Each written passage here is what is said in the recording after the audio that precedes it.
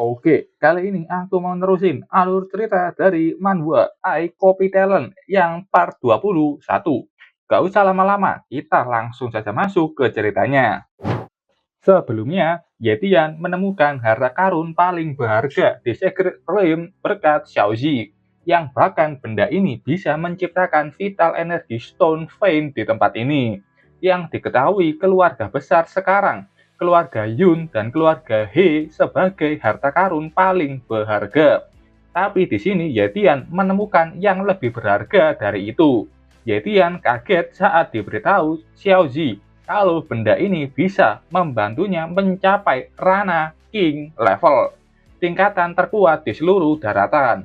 King level. Kalau dari siluetnya, yang paling atas ini adalah tetua dari keluarga Yue. Di bawahnya ada King Yunhe dari keluarga Yun.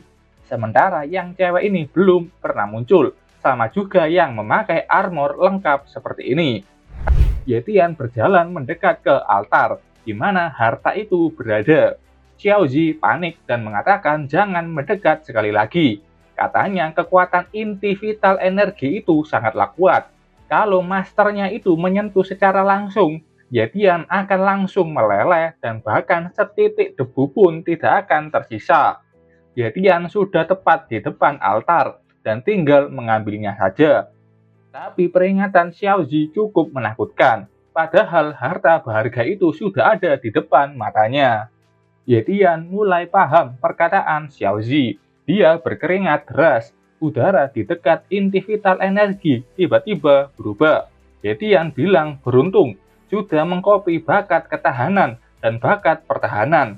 Sekarang dua bakat itu benar-benar berguna untuk mengambil vital energi ini.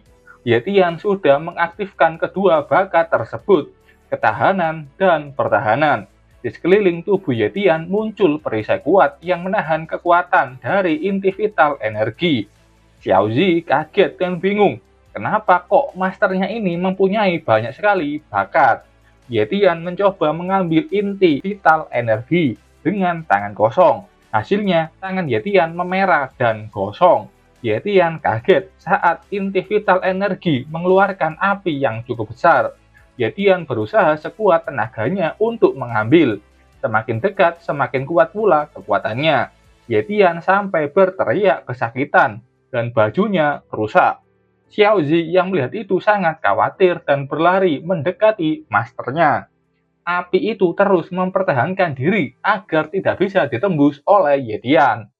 Xiaozi tidak bisa mendekat lebih jauh lagi karena terlalu berbahaya.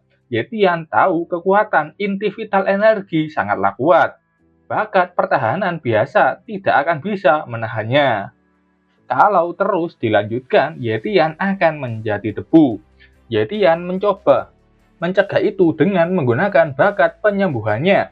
Berkat itu, Yetian hampir bisa mengambil inti vital energi. Dan segera setelahnya, dia langsung menggunakan bakat ruang, membukanya dan menyimpan inti vital energi itu segera masuk ke dalamnya.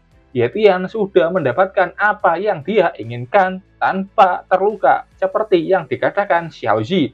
Semua itu berkat bakat-bakat yang dia copy. Dan setelah itu terjadi ledakan kecil yang membuat Yetian terlempar menabrak tembok. Xiaozi khawatir melihat masternya. Yetian mengatakan kalau dia baik-baik saja. Yetian mengeluarkan inti vital energi di ruang portable dan lega harta berharga itu ada di tangannya. Xiaozi memuji masternya, itu sangat luar biasa. Ini wujud harta berharga ini dengan aura ungu dan warna yang seperti batu obsidian. Yetian melihat sekitarnya. Tanpa bantuan dari inti vital energi ini, tempat ini seperti akan segera runtuh. Tempat itu sudah mulai hancur. Yetian bergegas keluar dari sana, keluar untuk menikmati hasil yang dia dapatkan.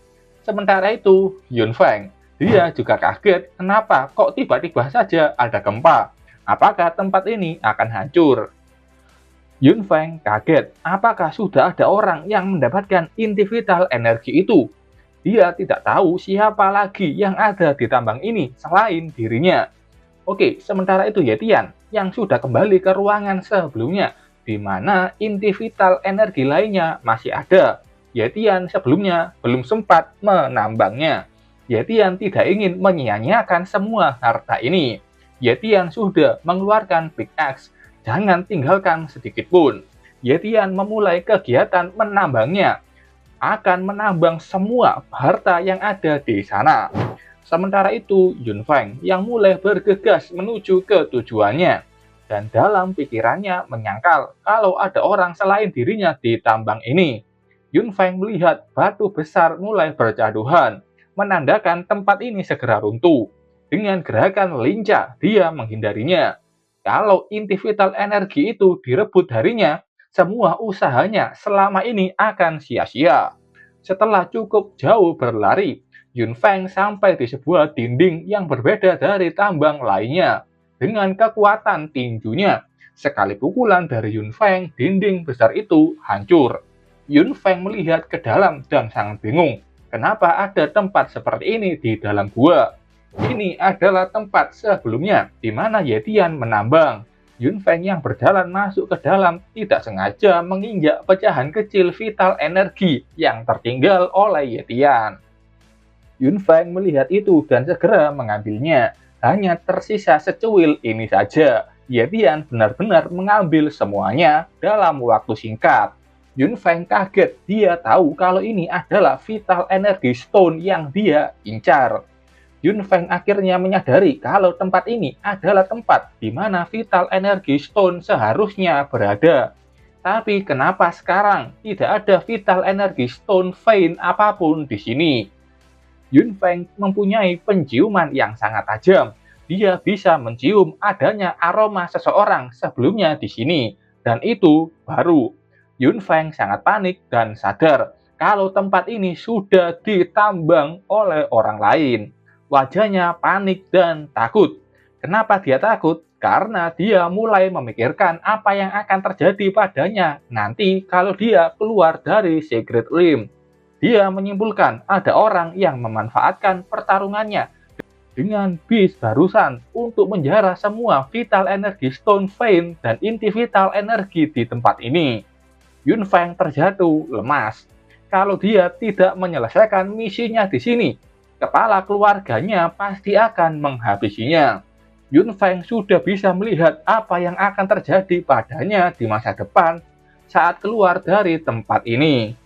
Dia sangat marah pada orang yang berani menyentuh harta incaran dari keluarga Yun, dan Yun Feng akan menemukannya. Aku akan membunuh. Teriakan yakin Yun Feng pada orang yang mengambil semua vital energy stone atau Yetian. Yang sekarang kita bisa lihat Yetian sudah keluar dari gua.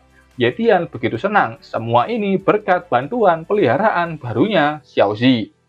Xiaozi mengatakan ini juga karena keberuntungan masternya dan tidak menyangka ada inti vital energi di dalam sana.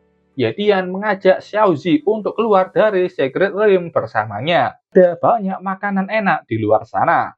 Xiaozi sebagai peliharaan yang penurut akan patuh terhadap masternya. Keduanya sudah berlari menuju pintu keluar. Oke, sekarang waktunya kita pergi.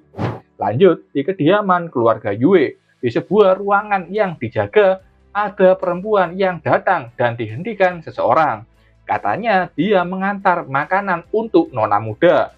Karena semenjak nona muda kembali dari mengunjungi Ancestor, dia terus di rumah itu dan belum makan beberapa hari. Kata penjaga ini, tetua Yun Ben memberi perintah tidak ada yang boleh mengganggu nona muda, bahkan untuk mengantar makanan sekalipun. Tapi pelayan ini sangat khawatir dengan kondisi nona mudanya yang kalau tidak makan berhari-hari akan sakit. Penjaga ini menguap tidak peduli.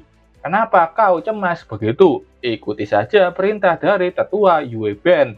Di ruang obat keluarga Yue, malam harinya, Yue Ling ada di dalam untuk melakukan kultivasi.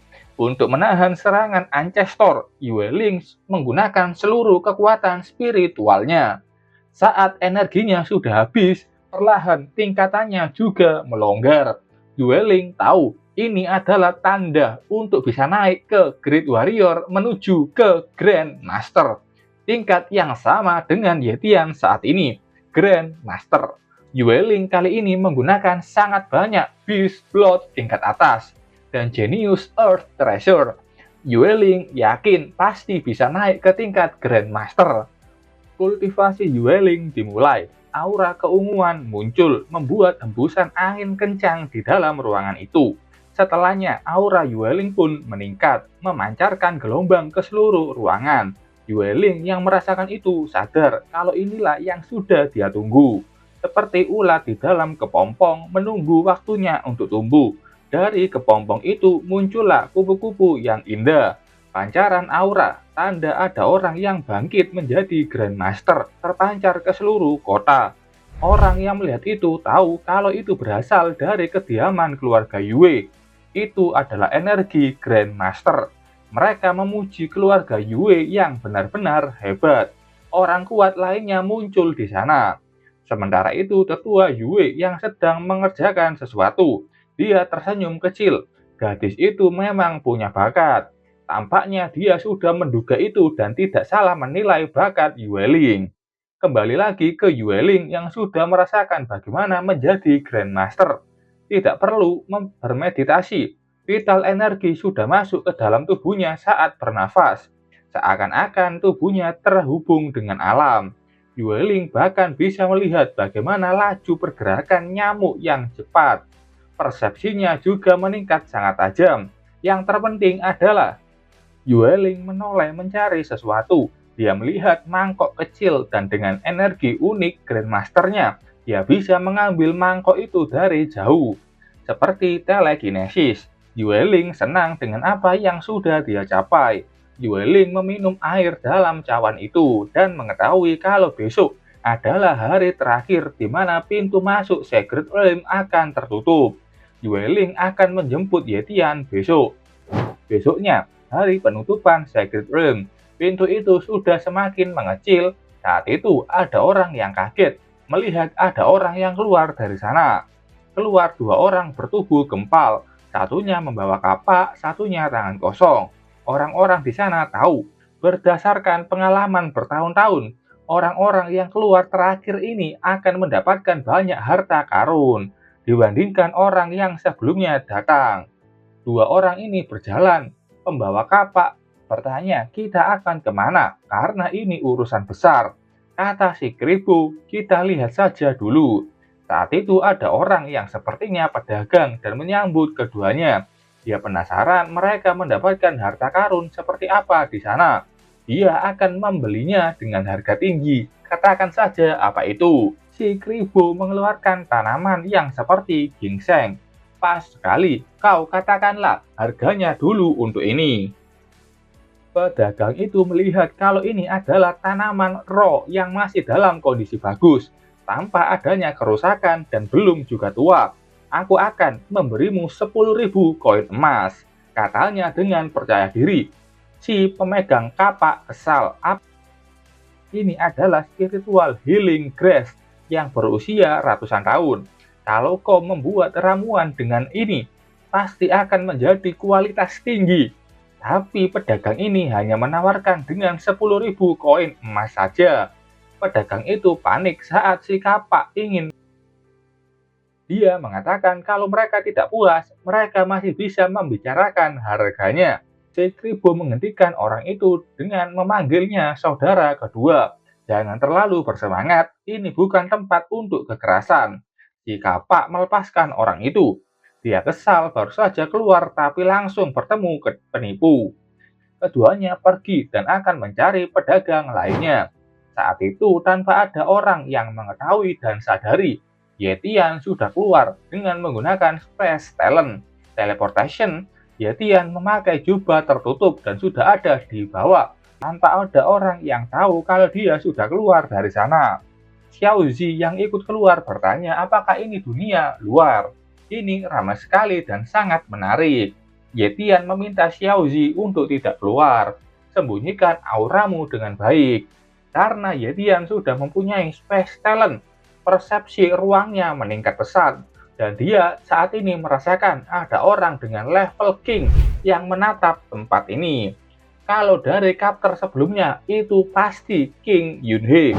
Oke, sampai sini dulu ceritanya. Terima kasih buat kalian yang sudah nonton video ini sampai selesai dan sampai ketemu di video selanjutnya. Bye bye.